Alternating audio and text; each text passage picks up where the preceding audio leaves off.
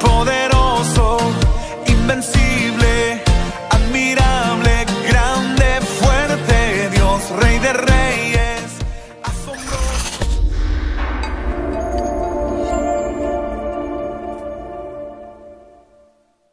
Va a haber un tema aún más importante todavía, y es amigos de Dios. Y antes de comenzar ahí, mirábamos la semana pasada un pasaje que está en Proverbios, que dice que en todo tiempo ama el amigo, y es como un hermano en tiempos de angustia. Un amigo es alguien que cuando lo relacionamos vemos que la raíz viene de la palabra amor, o sea que en una relación de amistad hay amor involucrado. No un amor como el mundo lo trata de pintar, sino ahí también hay una estrecha relación, hay solidaridad, hay también fidelidad, hay compañerismo, hay influencia también. Decíamos la semana pasada que una persona puede tener amigos creyentes y amigos no creyentes también, mientras y cuando no se comprometan los principios y valores cristianos. Una pregunta que le quiero hacer para que reflexione en este momento es: ¿qué pasaría si alguien de sus amigos, ya sea hombre o mujer, viniera y le dijera, mira, para que tú seas mi amigo, tú tienes que hacer todo lo que yo diga? ¿Qué pensaría usted de ese amigo o de esa amiga? Complicado, ¿verdad? Que le pida eso a usted, que tiene que hacer usted todo lo que esa persona desee, todo lo que esa persona quiera que usted haga. Lastimosamente, sabe que así ocurre. Por ejemplo, en los noviazgos. En los noviazgos, normalmente el hombre, ¿verdad?, quiere tener relaciones antes del matrimonio y le impone de repente esa condición a la muchacha. Si quieres mostrarme tu amor, haz esto. O de repente algún amigo, si eres mi amigo, ayúdame con este trámite, y un trámite ahí un poco chueco. Entonces, existen esas condiciones, a pesar de que ahorita razonamos y decimos, no es correcto que alguien me pida que haga todo lo que esa persona desee. Entonces, pero ahora le voy a hacer una pregunta todavía. ¿Qué pasa si la persona que le pide a usted que para ser su amigo tiene que hacer todo lo que usted hace, pero esa persona es perfecta? Esa persona lo sabe todo. Esa persona se llama Cristo Jesús. ¿Sería usted su amigo? De eso trata este mensaje el día de hoy. Y para comenzar vamos a ir al libro de Juan, capítulo 15. Juan, capítulo 15. Verso 14. Dice la palabra de Dios: vosotros sois mis amigos si hacéis lo que yo os mando. Ve cómo para ser amigo de Jesús, usted sí tiene que hacer todo lo que su amigo dice. Claro, su amigo Jesús. ¿Por qué? Porque Él es perfecto. Porque su voluntad para su vida siempre será buena, agradable y perfecta. Porque sus pensamientos son más altos que los nuestros. Porque los cielos son más altos que la tierra, así son sus pensamientos para con nosotros. Entonces vea que para que Jesús nos reconozca como sus amigos, tenemos que obedecerle. Normalmente en el mundo decimos, Jesús es mi amigo. Pero ¿dirá Jesús eso de usted? Veamos acá el verso 15. Ya no os llamaré siervos, porque el siervo no sabe lo que hace su Señor, pero os he llamado amigos, porque todas las cosas que oí de mi Padre os las he dado a conocer. Hoy solo vamos a ver la primera parte de este mensaje. Es un mensaje muy importante y le pido a Dios que me dé la gracia para poder compartirlo. Es un mensaje para todo creyente. Es un mensaje que habla de algo muy importante y es acerca del señorío de Cristo. Es algo que ya hemos predicado anteriormente, pero hoy lo vamos a ver a mucha más profundidad. Es algo que en nuestras Biblias en español no lo notamos tan fácilmente, y que por eso lo vamos a ver. Vamos a ver un par de palabras, hoy va a aprender algo de griego. Pero vea cómo Jesús dice, ustedes son mis amigos si hacen lo que yo les mando. Y primero les dice, ya no os llamaré siervos. Vea que primero son siervos y luego son amigos. Porque el siervo dice, no sabe lo que hace su Señor, pero nosotros sí. Dice, si somos sus amigos, nosotros sí lo vamos a saber. Porque todas las cosas que Él nos dio, que el Padre le dio, nos las ha dado a conocer. Entonces, el primer punto que vamos a ver acerca de esto es que tenemos que entender que primero somos siervos de Dios. Si nosotros somos siervos, ¿qué es Jesús? Y ese es el primer punto. Jesús es Señor. Y para esto yo quiero que vayamos a Romanos 10. Jesús es Señor. Hay dos palabras en griego que fueron traducidas al español como Señor, pero que pierden parte de su fuerza en la traducción. Usted utiliza Señor, la palabra Señor, para referirse a alguien adulto, no a alguien joven como yo, sino a alguien adulto, a alguien mayor, le dice Señor. Utiliza la palabra Señor también cuando hace una carta y quiere mostrar respeto. También ahí utiliza la palabra Señor. Utiliza la palabra Señor cuando no conoce el nombre de la persona. Ahí le dice Señor. O también utiliza la palabra Señor cuando, sabiendo el nombre de la persona, se le olvidó. Entonces, para nosotros el uso de la palabra Señor es algo común, es algo normal, es algo que está en nuestro cotidiano hablar. Pero en griego la palabra Señor, que fue traducida en el original, hay dos palabras. La primera la encontramos aquí en Romanos 10, 8. Y es la que más aparece en la Biblia, es la palabra kurios. Esa palabra en Romanos 10, 9 es la que más aparece en la palabra de Dios en el Nuevo Testamento. Kurios, Jesús kurios, es Señor, lo han traducido. Pero realmente la palabra es más fuerte que eso. Habla de poder, habla de autoridad, habla de gobierno completo, habla de poder absoluto. Esa es la primera palabra que es traducida como Señor, como amo. Entonces Romanos 10, 9 dice que si confesares con tu boca que Jesús es el Señor y creyeres en tu corazón que Dios le levantó de los muertos, serás salvo. Porque con el corazón se cree para justicia, pero con la boca se confiesa para salvación. Entonces, vea que para que nosotros seamos salvos, ¿qué tenemos que hacer?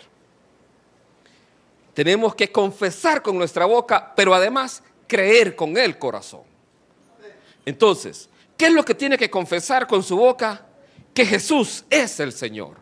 Cuando usted confiesa a Jesús como el Señor de su vida, usted lo está reconociendo como el amo de su vida, como el dueño de su vida, como el que gobierna su vida.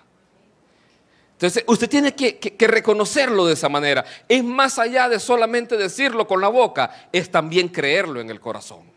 Es aceptarlo a Él en el corazón como el Señor de su vida. Entonces, en el libro de Apocalipsis, en el mes de abril, recuerde, después de Semana Santa, vamos a empezar el libro de Apocalipsis aquí, en 4 o 5 domingos lo vamos a estudiar. Entonces ya me preguntaron, así que ya mejor lo digo hoy, me comprometo ya con ustedes. El libro de Apocalipsis a mí me fascina. Apocalipsis 4, aparece una escena fantástica en el cielo, que la mira Juan. En esa escena aparecen 24 ancianos, rodeando al trono donde está Dios. Y esos ancianos le dan toda la honra y toda la gloria al Señor. En este caso, a Dios Padre. Pero no aparece en la escena, en capítulo 4, Dios el Hijo. No aparece. Él aparece en capítulo 5.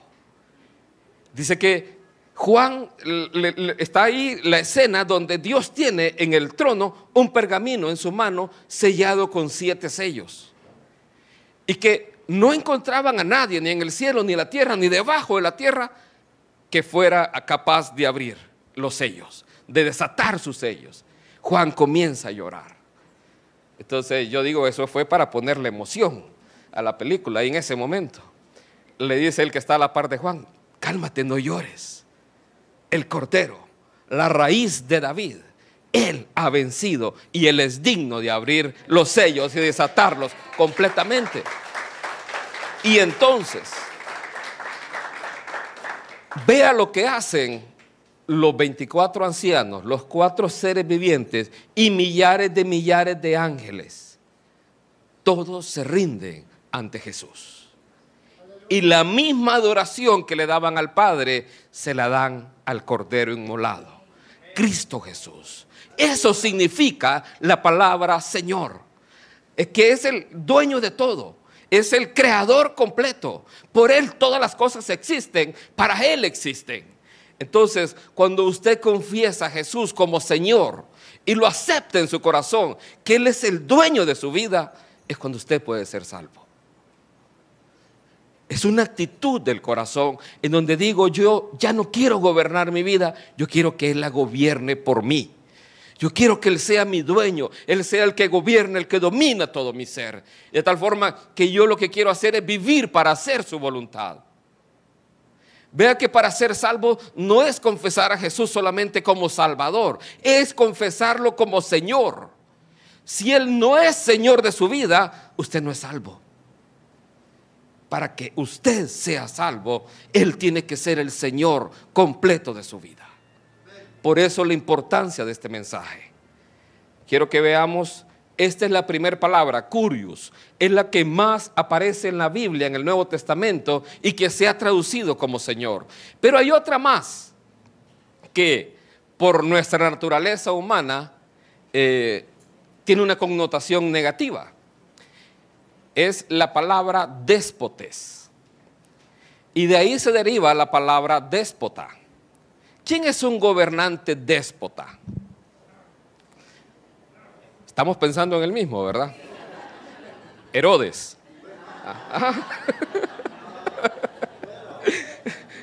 Un gobernante déspota es aquel que no hace caso de las leyes, que no le importa nada. Él tiene el poder absoluto, el gobierno absoluto, y no le importa lo que él haga. Él tiene todo el control.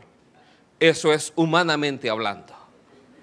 Pero a Jesús se le conoce como déspotes también en la Biblia. ¿Por qué? Porque es el amo y dueño absoluto. Esto aparece en pocas ocasiones, pero aparece varias veces. Uno de los pasajes, 2 de Timoteo 2. 2 de Timoteo 2. Ahí habla de Jesús como el Señor déspotes. Y hoy va a haber varias palabras que cuando usted las trata de relacionar humanamente se equivoca. Esta es una de ellas, porque usted puede decir, Jesús es déspota. No humanamente hablando, sino desde el punto de vista espiritual. Él es gobernante, dueño, amo absoluto de todo. 2 de Timoteo 2, versículo 20. Y lo voy a leer de la Biblia textual para que usted note la diferencia en la Reina Valera. Dice así: pero en una casa grande no solo hay vasos de oro y de plata, sino también de madera y de barro, unos ciertamente para usos honrosos y otros para usos viles, uso común. Así que si alguno se limpia de estas cosas, será un vaso de honra, santificado, útil para su amo, preparado para toda buena obra. ¿Notó la diferencia? Cuando hablamos de Señor, realmente está aquí hablando de amo, dueño absoluto, gobernante con todo poder, con toda autoridad. Este pasaje habla de nuestro servicio a Dios. Nuestro servicio a Dios debería ser de esa manera, como personas que sirven a su amo. Este pasaje también habla de la calidad moral o la calidad espiritual de los miembros en una casa grande. La casa grande normalmente se puede entender como una iglesia. Y voy a hacer brevemente una reflexión de ello. Habla en primer lugar de utensilios de oro y de plata. Una diferencia entre el oro y la plata es que son valiosos. Otra diferencia es que son duraderos. Entonces, esto, al hablarlo así, en términos de la congregación de una iglesia, Está hablando de en este caso, la calidad espiritual de las personas. Esto podemos relacionarlo a personas que efectivamente han nacido de nuevo, personas que han lavado sus vestiduras en la sangre del Cordero, personas que están dispuestas a servirle para toda buena obra, fieles que buscan al Señor, que quieren glorificar al Señor. Pero también habla de otro tipo de materiales, madera y barro. Esto ya habla de menos valiosos y menos duraderos. Esto podría referirse a personas que pueden ser asistentes en una congregación, pero no necesariamente han reconocido a Jesús como Señor en sus vidas. Personas que no han rendido completamente su vida a Cristo, cuya naturaleza no ha sido transformada. Lastimosamente, las congregaciones están llenas de personas así también. Lastimosamente. Ya lo vamos a ver en la medida que desarrollemos este tema. Entonces, vemos que acá el Señor habla y habla de Él como un amo. Cuando usted entiende cuál es nuestro lugar delante de Dios, nosotros debemos de estar dispuestos para servirle. Claro, aquí quiero hacer una gran diferencia. Y es que usted a quien tiene que servir es a Dios. Quien es el amo de su vida es Dios. No es ningún hombre, no es el pastor, no es el que predica acá, es Dios. ¿Por qué digo esto? Porque en muchos lugares se llega a extenuar a la congregación persiguiendo planes y proyectos que muchas veces son humanos. Usted sirve a Dios en primer lugar cuando usted ora y tiene una relación personal con Él. Ese es su primer servicio. Luego usted sirve a Dios en su casa. Ese es su primer ministerio. ¿Sabe? Una persona aquí no podría estar parada acá si primero no tiene bien su casa. Primer ministerio que una persona debe tener es su hogar. Y luego, claro, uno sirve a Dios de distintas maneras. Ofrendando, orando, ayunando, predicando la palabra, invitando a otros a conocer de Cristo, dándole una palabra de ánimo a otro que está desanimado. Entonces, de esa manera uno sirve a Dios. Entonces, uno tiene que ser un instrumento útil para el Señor, preparado para toda buena obra. Ahora, la triste realidad es esta. Mateo 7. Mateo 7. Y esta es como una tragedia. Al hablar de Jesús como Señor, al hablar de Él como el amo absoluto, el dueño de todo lo que existe, el creador, por quien existen y subsisten todas las cosas. Mateo 7:21 dice así: no todo el que me dice Señor, Señor, entrará en el reino de los cielos, sino el que hace la voluntad de mi Padre que está en los cielos. Y si usted sigue leyendo, usted se da cuenta de algo que es complicadísimo a veces de entender. Porque dice: ¿acaso no profetizamos en tu nombre? ¿Y acaso no liberamos y echamos fuera demonios en tu nombre? ¿Y acaso no hicimos milagros en tu nombre? Y usted dirá: pastor, pero eso es hacer la voluntad de Dios. Normalmente nosotros relacionamos que personas que hacen eso, que profetizan, que echan fuera demonios, que hacen milagros, son personas sumamente ungidas y de seguro están muy bien delante de Dios. Y puede ser cierto, pero también puede que no sea cierto. Eso es lo que está diciendo Jesús ahí. Que muchos lo van a hacer, pero aún ahí no están haciendo la voluntad de Dios. Pastor, ¿y cuál es la voluntad de Dios entonces? Juan 6:40, lo voy a poner.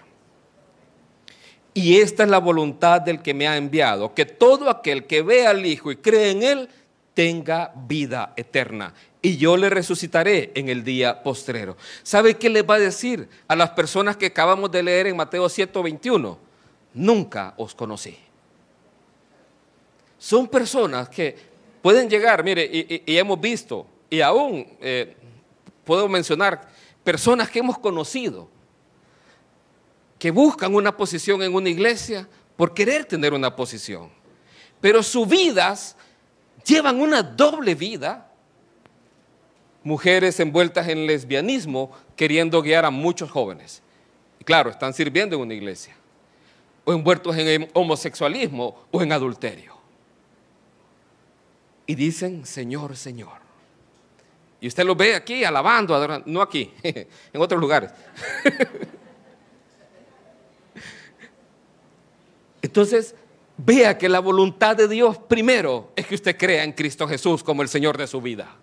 Eso es lo primero, que usted crea y creyendo en Él usted tenga vida eterna. Entonces, claro, lo demás de orar por enfermos, que se sanen, es algo que Él hace y utiliza instrumentos que somos todos y cada uno de nosotros. Pero la primera parte de la voluntad de Dios para su vida, ¿sabe cómo se llama? Cristo Jesús. ¿Quiere conocer la voluntad de Dios para usted? Se llama Cristo Jesús como el Señor de su vida. Esa es la voluntad de Dios. Entonces, el primer punto que estamos viendo es que Jesús es el Señor. Jesús es el amo completo, es el dueño absoluto de todo. Si Jesús es Señor, ¿quiénes somos nosotros? Y aquí donde viene la segunda palabra que es complicada en español. Y para eso vamos a ponerlo en griego. Somos dulos. No dundos, dulos. Pastor, ¿y qué significan dulos? Bien, la palabra dulos literalmente significa esclavo. Qué duro, ¿eh? Literalmente significa esclavo. Cuando nosotros pensamos en términos humanos de lo que es la esclavitud, donde una nación esclaviza a otra o una raza a otra y le quita todo y se vuelve una nación dominante o una raza dominante y genera todo tipo de problemas, es algo a lo que nosotros estamos y decimos, estamos en contra de toda esclavitud. Porque hay un aprovechamiento del hombre por el hombre y eso es condenable completamente. Pero la relación de nosotros con Cristo es así. Dulos, pero no es como la esclavitud humana que nosotros vemos, pero es importante que entendamos cómo nosotros nos vemos delante de Dios. ¿Por qué es difícil verlo así? Porque precisamente a lo largo de la historia humana ha habido tantos periodos de esclavitud y tanto daño de los seres humanos a los seres humanos. Por eso, cuando tradujeron el Nuevo Testamento al español, escogieron una palabra que se llama siervo. Pero cuando vemos la palabra siervo, no transmite toda la fuerza de lo que la palabra original es. Porque siervo es alguien que sirve. Y hasta suena opcional. Entonces suena a lo que él hace. Pero esclavo no habla de lo que hace, habla de quién es. Es un esclavo. Pero no se me asuste, porque también no tenemos un amo común. Tenemos un amo que es muy distinto. Quiero que vea un par de pasajes. La palabra dulos, Santiago 1:1. Santiago fue hermano del Señor Jesucristo. Entonces, si alguien es hermano del Señor Jesucristo, podría haberle dicho mi hermano, ¿verdad? Pero vea cómo Santiago se presenta a él mismo. Dice así, Santiago, siervo de Dios. Otra vez, Santiago, esclavo de Dios y del Señor Jesucristo, a las 12 tribus que están en la dispersión. Salud. Usted no va a encontrar en ninguna parte en la Biblia la palabra dulos traducida como esclavo, salvo en ciertos casos que vamos a ver uno de ellos. Pero normalmente siempre es traducida como siervo. Y el diccionario griego habla que nunca fue usado así, siempre fue y se refirió a esclavos. Por eso es que hoy el tema es algo sumamente importante, sumamente algo que tenemos que entender como seres humanos. ¿Saben? Nosotros somos esclavos del Señor por varias razones. En primer lugar, Él nos creó. Él nos hizo. No fuimos nosotros a nosotros mismos, sino que Él nos hizo. Un esclavo, humanamente hablando, no tenía posesiones, no tiene ninguna posesión. Todo lo que él haga, todo lo que él piense es de su amo. Aún sus propios hijos son de su amo. Todas las pertenencias, él no podía tener propiedad. segundo lugar, somos esclavos del Señor porque Él nos compró con su sangre. Literalmente dice la Escritura que Él nos compró en un mercado de esclavos. Ahí fue y nos compró a nosotros. Entonces Él, por derecho legal, porque nos creó, así como por derecho legal, porque nos compró, le pertenecemos a Él. Entonces, aquí vemos a Santiago, hermano del Señor, dice, esclavo de Dios y del Señor Jesucristo. Usted no lo va a encontrar así en ninguna versión bíblica en español. Si la tuviera en griego, la entendería mejor. Bien, Lucas 6, este pasaje nos da a entender con más claridad esto. Decía Jesús en el verso 46, ¿por qué me llamáis Señor, Señor, y no hacéis lo que yo digo? Vea que el amo espera que el esclavo haga lo que el amo desea. ¿Por qué le llamamos Señor y no hacemos lo que Él dice? Y de ahí hace la comparación de aquel hombre que funda su casa sobre la roca de aquel que la funda sobre la arena.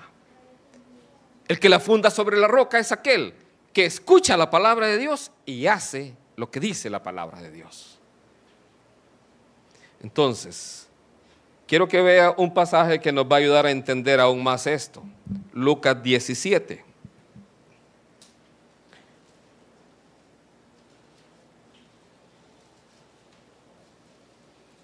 Lucas 17. Aquí este pasaje habla de un siervo, ahí desde el versículo 7, más o menos. ¿Acaso dice que si alguien viene y su siervo o su esclavo ara la tierra, viene el amo y se sienta a la mesa y le dice, ven, siéntate a la mesa? No, ustedes no hacen eso. Ustedes le dicen, sigue sirviéndome. Sigue haciendo esto, sigue sirviéndome. Él compara el servicio humano ahí en ese pasaje con la actitud que nosotros tenemos que tener en el servicio hacia Dios, en donde debe ser una búsqueda constante. Y quiero que vea los últimos dos versículos de esa reflexión que hace el Señor Jesucristo. Versículos 9 y 10 dice, ¿acaso da gracias al siervo porque hizo lo que se le había mandado? Pienso que no. Así también vosotros, cuando hayáis hecho todo lo que os ha sido ordenado, decid, vea que es lo que hay que decir, siervos inútiles somos, porque lo que debíamos hacer, hicimos. Este pasaje habla de una situación bien interesante. O sea, primero, la realidad de nuestro servicio a Dios.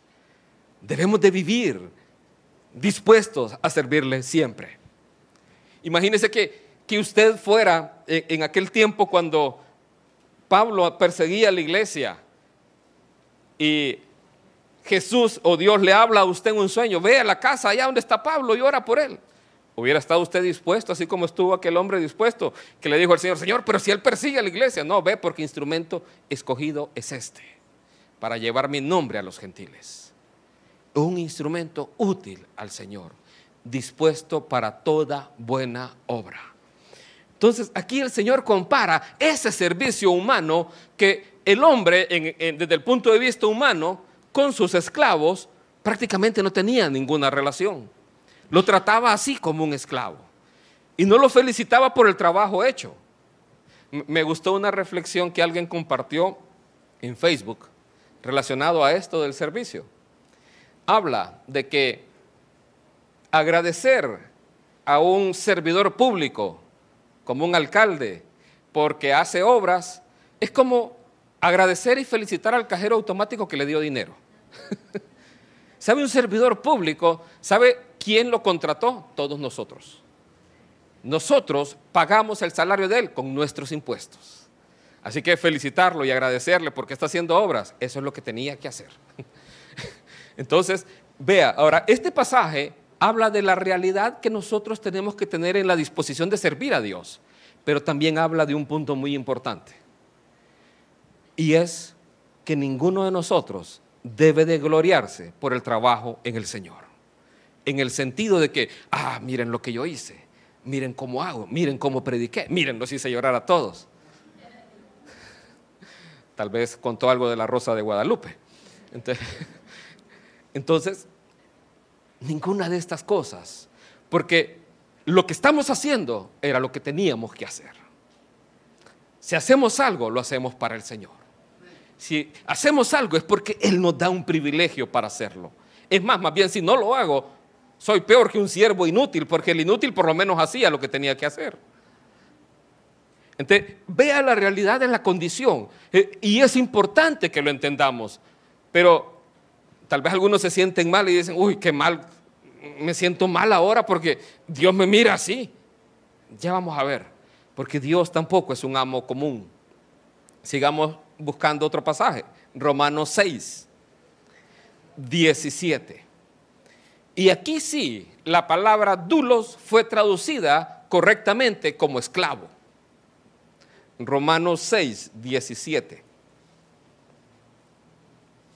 Dice así: pero gracias a Dios que aunque erais esclavos, ¿lo ve?, del pecado, habéis obedecido de corazón a aquella forma de doctrina a la cual fuisteis entregados, y libertados del pecado vinisteis a ser, ¿ve la diferencia? Ahí tenía que haberse traducido, vinisteis a ser esclavos de la justicia. ¿Ve la diferencia cómo es la traducción? Entonces, y aquí empezamos a ver la diferencia entre nuestro amo y un amo terrenal o un amo humano. Aquí habla de que éramos esclavos del pecado. Esto es todo hombre que no ha venido a los pies de Cristo. Todo hombre que no ha venido a reconocer a Jesús como Señor es esclavo todavía del pecado. Y alguien podrá decir, porque lo vemos de la forma humana, de la manera humana, no, pero es que yo en el mundo hago lo que quiero y estoy feliz y vivo la vida loca y hago cualquier cosa y tengo libertad para hacerlo. No soy esclavo de nadie. ¿Sabe? Es hasta que esa persona llega a tocar fondo que se da cuenta de su necesidad de Dios. Es cuando llega a tocar fondo, cuando ha perdido de repente familia, vida, tiempo, salud, que llega a darse cuenta que todas estas cosas son pasajeras. Y algunos tal vez ya se dieron cuenta, pero no encuentran la salida.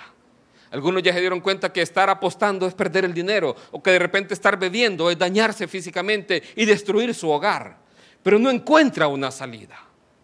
¿Sabe? Hay una salida, se llama Cristo Jesús. Entonces aquí dice, pero gracias a Dios que aunque erais esclavos del pecado, habéis obedecido de corazón a aquella forma de doctrina a la cual fuisteis entregados, y libertados del pecado, vinisteis a ser esclavos de la justicia. Cuando habla de justicia está hablando de Cristo Jesús, porque Cristo Jesús es justicia de Dios. Entonces, vinisteis a ser esclavos de la justicia. Pastor, pero eso no me gusta. ¿Cómo es que soy esclavo acá y ahora voy a ser esclavo acá? Le voy a decir algo. Cuando estaba Adán y Eva en el jardín del Edén, ellos tenían todo lo que necesitaban. Y eso empieza a marcar la diferencia de nuestro amo. Tenemos un amo que nos da todo lo que necesitamos. ¿Sabe? La bendición era tan abundante en el jardín del Edén. Adán tenía todo. Podía comer todo lo que quisiera. Estaba ahí con la presencia de Dios. Dios le dio una esposa además. Estaba contentísimo. Y la bendición era infinita, ni suegra tenía. Entonces, era tan maravilloso el momento. Era tan maravilloso, ahí era estar en el cielo. Qué belleza. A algunos se les sale una lágrima así, recordando esos tiempos. Pero entonces, estando ahí, ¿qué fue lo que pasó? Desobedecimos a Dios, pecamos y entró la muerte. Pero la vida viene por Cristo Jesús. Y dice Él, si queremos ser verdaderamente libres, conoceréis la verdad y seréis verdaderamente libres. ¿Quién es la verdad? Cristo Jesús. La obediencia, la verdad y la vida están de parte de Dios. Si usted quiere tener vida eterna, tiene que ser obediente a lo que Cristo Jesús dice, a lo que la palabra de Dios nos enseña. Entonces, libertados del pecado, nuestra libertad, la vida plena nuestra, es precisamente ser libres del pecado, pero ser totalmente dependientes de Dios. ¿Sabe? El animal que más se asemeja al ser humano, ¿quién es? La oveja. La oveja es el animal que más se asemeja al ser humano. Lo hablábamos cuando hablábamos de Jehová es mi pastor. ¿Por qué? Porque son animales tontos. Pastor, ese mensaje no me gusta. A mí tampoco, creo. Pero la oveja es tal que la oveja, si no tiene un pastor que la cuide, se muere. Literalmente, se muere. Mire, la oveja puede estar sola, ella sola se puede morir. Está así y de repente se acuesta. Y si se va de lado, queda patas arriba y no se puede dar vuelta. ¿Ha visto los escarabajos? Queda así, patas arriba, y pasa el tiempo y ahí se muere. Se le empiezan a enfriar sus patas, sus extremidades, hasta que la oveja muere. Vea, sin que alguien le haga daño, la oveja sola se puede morir. Así es el ser humano. Por eso David decía, Jehová es mi pastor. Pero también decía, nada me faltará. ¿Sabe? Cuando hablamos de esclavos, la historia de Israel tiene una historia muy, muy bonita hablando de esclavos. Y para ellos es más fácil entenderlo. Y es que existían lo que nosotros hemos estudiado y lo que conocemos como esclavos por amor. ¿Qué era un esclavo por amor? El esclavo por amor era aquel esclavo que podía en algún momento llegar a obtener su libertad, podía llegar a optar por ella, pero él dice y él decide en su corazón, no, mi amo me ama, mi amo me da todo lo que tengo, todo lo que necesito, mi amo cuida de mí, cuida de mi familia, por tanto, yo quiero vivir para siempre sirviéndole a él.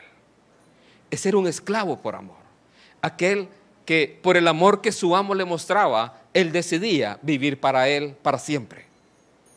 Entonces venían y en la puerta de la entrada de la ciudad, venían y marcaban su oreja. De tal forma que cuando usted miraba a alguien así y tenía marcada su oreja, usted identificaba a una persona. Esa persona es un esclavo por amor. Pero no solamente eso. Cuando usted miraba a esa persona, usted podía sacar varias conclusiones. En primer lugar, es una persona que no le falta nada, porque su amo le da todo lo que necesita. Segundo lugar, es una persona que ama a su amo. Por eso decidió vivir una vida así para él. Tercer lugar, es una persona a quien su amo le ama. De esa forma de esclavo es que estamos hablando cuando hablamos de que nosotros somos esclavos de Cristo. Porque nuestro Señor nos da todo lo que necesitamos. Yo quiero que vea un pasaje más antes de pasar al tercer punto. 1 Corintios 6. 19. ¿O ignoráis que vuestro cuerpo es templo del Espíritu Santo, el cual está en vosotros, el cual tenéis de Dios, y que no sois vuestros? Porque habéis sido comprados por precio. Glorificad pues a Dios en vuestro cuerpo y en vuestro espíritu, los cuales son de Dios. Usted vive de prestado. Mire, todo lo que usted hace, todo lo que usted tiene es de Dios. Aún usted podrá decir, no, pero es que yo fabriqué esto, hice aquello. ¿Sabe qué? Todos los materiales que hay en este mundo y en la creación son de Él. El aire que respira, Él lo creó. Cada respiro es una deuda. Todo lo que tenemos es de Él. Todo fue creado para Él y por Él subsiste. Entonces aquí habla que nuestros cuerpos no son nuestros, son de Él. Por eso los que viven no deben de vivir para sí, sino para aquel que murió y resucitó por ellos. Entonces aquí vemos que Él nos ha hecho su morada. Usted y yo somos morada del Espíritu Santo. Y ese es parte de los regalos que nuestro amo nos ha dado. Nos ha dado de su Espíritu en nuestras vidas. De tal forma que esa es la marca, así como aquel esclavo por amor era marcado, el Hijo de Dios es marcado, tiene un sello. ¿Sabe cuál es ese sello? Es el Espíritu Santo en su vida. Y es el mayor regalo que Dios nos ha dado a cada uno de nosotros. Un hijo de Dios se tiene que reconocer por los frutos de Dios en su vida. Amor, gozo, paz, paciencia, benignidad, bondad, fe, mansedumbre, templanza. Si Cristo mora en mí, esos frutos tienen que ser evidentes. Entonces, nosotros somos morada y templo del Espíritu Santo. Él es nuestro amo, somos sus esclavos. ¿Por qué? Porque Él nos creó y Él nos compró. Y alguno dirá, pero pastor, este pasaje, esto, no me gusta eso de ser esclavo. Bien, le he dicho, tenemos un dueño que no es común. Usted piensa en un amo como un amo así como su jefe. Está equivocadísimo, no es como su jefe. Tenemos un amo y un dueño que en primer lugar nos amó. Quiero que vaya a Juan 15. Leíamos al principio que Jesús decía, ustedes son mis amigos si hacen lo que yo les mando. Solo Él tiene la capacidad de pedir y demandar ese tipo de amistad. Nadie más. Cualquier persona en el mundo, si le dice, usted tiene que hacer todo lo que yo digo, lo que el líder dice se hace y no se discute, eso no. Es pecado. Solo Jesús puede demandar eso de usted en una amistad. ¿Por qué? Porque solo Él es perfecto y solamente Él es omnipresente, omnisciente. Solamente Él, su voluntad es buena, agradable y perfecta para su vida. Entonces, por eso es que es el único capacitado para pedir eso de usted. Nadie más. Nadie más. Ni su esposa, ni su esposo, ni su novia, ni su novio. Nadie más. Juan 15. Le decía, desde el capítulo 13 hasta el capítulo 17 de Juan, es el último tiempo del discurso de Jesús antes de dar su vida en la cruz. Ahí está a pocas horas de ser traicionado por Judas, a pocas horas de ser juzgado, a pocas horas de ser crucificado, a pocas horas de pasar de esta vida. ¿Y qué es la atmósfera que rodea todos esos pasajes? Juan 15, 13. Dice así, nadie tiene mayor amor que este, que uno ponga su vida por sus amigos. Somos esclavos que llegamos a ser sus amigos. Y Él dice de sus amigos que nadie tiene mayor amor que este, que uno ponga su vida por sus amigos. Jesús no es un amo cualquiera, es un amo que decidió dar su vida por nosotros. ¿Su jefe daría su vida por usted? ¿Su esposo daría su vida por usted? Algunos lo piensan. Qué difícil, ¿verdad? Quiero decirle lo primero, nadie le va a mostrar mayor amor que Cristo Jesús. Eso es lo que dice este pasaje. Nadie va a mostrar mayor amor que este. Piensa en esto. Él es un amo misericordioso. Él es un amo que nos ama. Él está en sus últimos momentos. Y en esos últimos momentos, ¿qué es lo que va a suceder? Judas ya no está ahí. Y yo quiero que note ese detalle. Judas no está ya en ese momento, ya no está ahí. O sea que esto que Jesús les está diciendo es solamente para aquellos que le han aceptado como Señor de sus vidas. Judas no era de esos.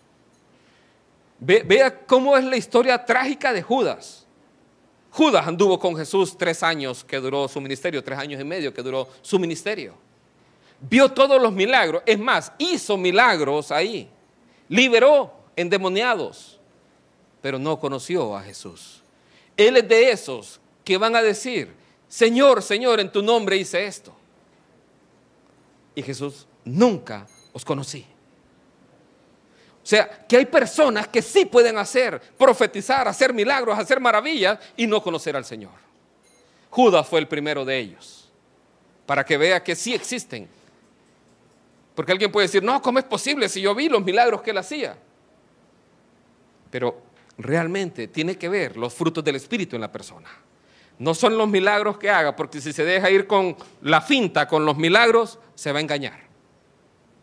Tiene que ver los frutos del Espíritu. Entonces, lo que rodea Juan 13 al 17, los últimos momentos de Jesús con sus discípulos, ¿sabe qué es? Es la palabra amor. Es lo que rodea ahí. Y para eso dele vuelta un poco atrás la página a Juan 13, donde comienza todo. Donde comienza este último discurso, este último momento de Jesús con sus discípulos.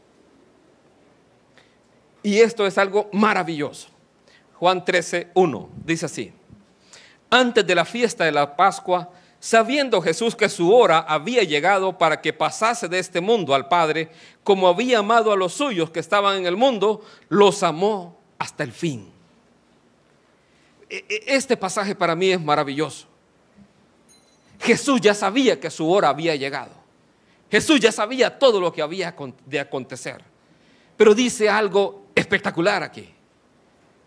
Los amó hasta el fin. Los amó hasta el extremo. Los amó de una manera infinita, porque el amor de Dios es infinito. Vea que más sabía Jesús. Y cuando cenaban, como el diablo ya había puesto en el corazón de Judas Iscariote, hijo de Simón, que le entregase, sabiendo Jesús que el Padre le había dado todas las cosas en las manos y que había salido de Dios y a Dios iba, suspenso, bien. Vea, Jesús ya sabía que su hora había llegado. Ya sabía que Judas, el siguiente paso era que Judas lo iba a traicionar. En este momento sí está Judas ahí. En este momento, en este punto, Judas está ahí presente con los 12. Más adelante es cuando Judas ya sale.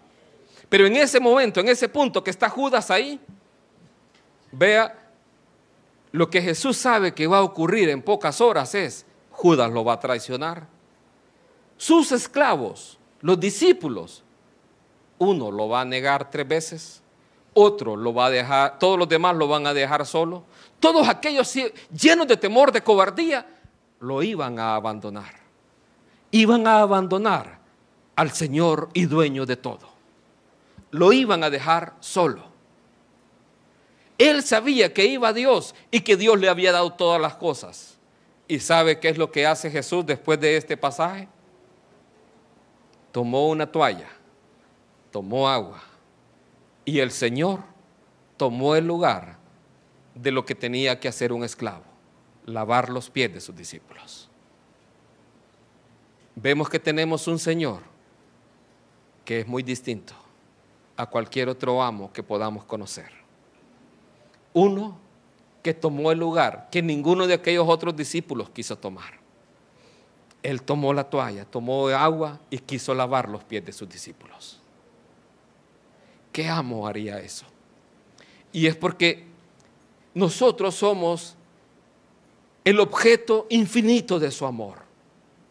Nosotros somos aquello que Él ama con toda pasión.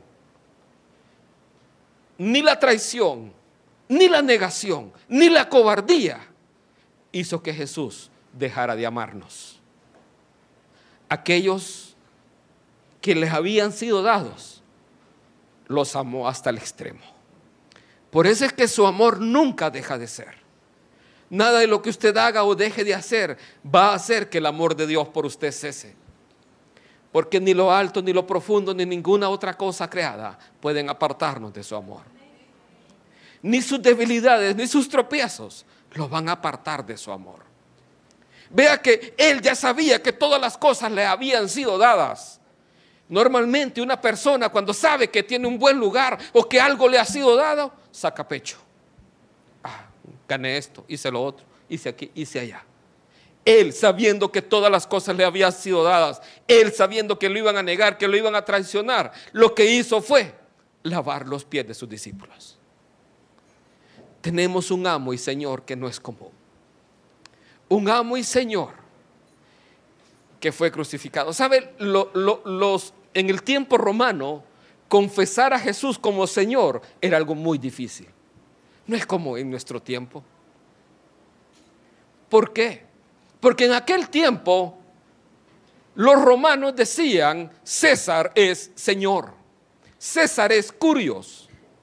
Eso es lo que decían los romanos. Pero si usted venía y decía: no, César no es Señor, Jesús es el Señor, usted era perseguido. Por eso la Escritura dice que nadie puede confesar a Jesús como Señor si no es por el Espíritu Santo. Porque se tiene que tener esa convicción, esa fe plena, ese poder dentro de nosotros para poder confesarlo como el Señor y amo de nuestras vidas. ¿De qué manera estamos viviendo nosotros con un Señor que es Cristo Jesús? Venimos a la iglesia y creemos que le hacemos un favor. O damos ofrenda y pensamos que Dios me está sacando dinero. En muchos lugares no sé cómo lo hacen, pero usted dé como propuso en su corazón. Tenemos un Señor y dueño que es de todo. Los griegos, ¿sabe qué era lo que más anhelaban los griegos? Su libertad. Ellos en su religión no podían llamar a un Dios y ellos ser sus esclavos. Pero en el cristianismo reconocemos a Jesús como Señor de todo, por lo que Él hizo en la obra en la cruz del Calvario. Y yo quiero que vea esto, lo que era lo difícil para los griegos. ¿Cómo voy a reconocer a ese que crucificaron, que le dieron muerte como uno de los peores delincuentes, como mi Señor? Y yo voy a ser su esclavo. La pregunta está mal formulada. ¿Cómo es que yo, mereciendo ese lugar, mi amo vino a dar su vida por mí? Esa es la clase de amo que nosotros tenemos. Un amo que merece toda nuestra adoración, toda nuestra alabanza, todo nuestro amor. Por eso amarás al Señor tu Dios con todo tu corazón, con toda tu alma, con toda tu mente y con todas tus fuerzas. Esa es la manera en que tenemos nosotros que vivir. Termino con este pasaje. Filipenses 2:7. Jesús, siendo en forma de Dios, vea lo que Él hizo. Filipenses 2:7 dice así, hablando de Jesús: sino que se despojó a sí mismo, tomando forma de siervo, hecho semejante a los hombres.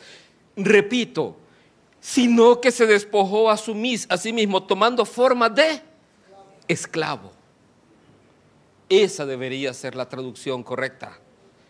Hecho semejante a los hombres, y estando en la condición de hombre, se humilló a sí mismo, haciéndose obediente hasta la muerte y muerte de cruz. Por lo cual Dios también le exaltó hasta lo sumo y le dio un nombre que es sobre todo nombre. No solamente somos esclavos de Dios, sino que Cristo Jesús tomó forma de esclavo para dar su vida en la cruz por nosotros. Él es el camino, Él es la verdad, Él es la vida. Antes de este pasaje dice ahí Pablo en Filipenses: haya en vosotros este sentir que hubo también en Cristo Jesús. Él nos llama a que tengamos este mismo sentir. Él se humilló hasta lo sumo. Él tuvo una muerte, la muerte que era destinada para los peores delincuentes de aquella época, y fue obediente hasta la muerte. Hoy solo hemos visto la primera parte de este mensaje, donde Jesús nos llama a sus amigos. Somos amigos de Dios. La segunda parte la vamos a continuar el otro domingo. Pero este pasaje continúa diciendo que ante Él toda rodilla se doblará y todo mundo confesará que Jesús es Señor. Jesús es Señor. Tenemos un amo que nos ha dado todo lo que necesitamos. Lo que más necesitábamos era la vida eterna. Éramos objetos de esclavo de la muerte, del pecado, bajo el dominio de Satanás, del mundo de las tinieblas. Pero Él nos ha pasado al reino de nuestro Señor Jesucristo y nos ha dado vida eterna con eso. Ahí donde está, yo quiero que cierre sus ojos un momento. Y ahí donde está con sus ojos cerrados, si usted está aquí en esta mañana, o si nos mira también por internet, dice la Escritura que si confesamos con nuestra boca que Jesús es el Señor y creemos en nuestro corazón que Dios les levantó de los muertos, seremos salvos. Usted puede hoy rendir su vida a Jesús. Jesús como el Señor de su vida.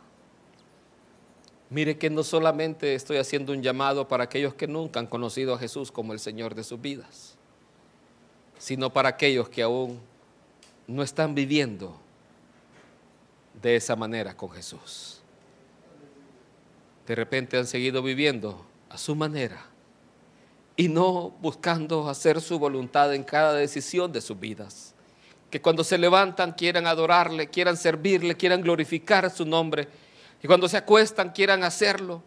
Que da gracias por la comida, porque es una comida que le da su amo. Que da gracias por la vida, porque es algo que nos ha dado nuestro Señor. Todo lo que tenemos y todo lo que somos le pertenece a Él. Si usted está aquí en esta mañana y quiere reconocer a Jesús como el Señor de su vida, usted puede repetir esta oración conmigo. Señor Jesús, estoy aquí en esta mañana para pedirte perdón por todos y cada uno de mis pecados, para decirte, Señor, que quiero que entres en mi vida, que transformes mi vida, que cambies mi corazón, que cambies mi manera de pensar, que me llenes de tu Espíritu Santo. Quiero vivir solamente para ti. Quiero que cada día mi vida te glorifique y te honre solamente a ti. Te rindo mi corazón y mi vida. Te reconozco como mi único Señor, como mi suficiente Salvador. Te doy gracias en el nombre de Cristo Jesús.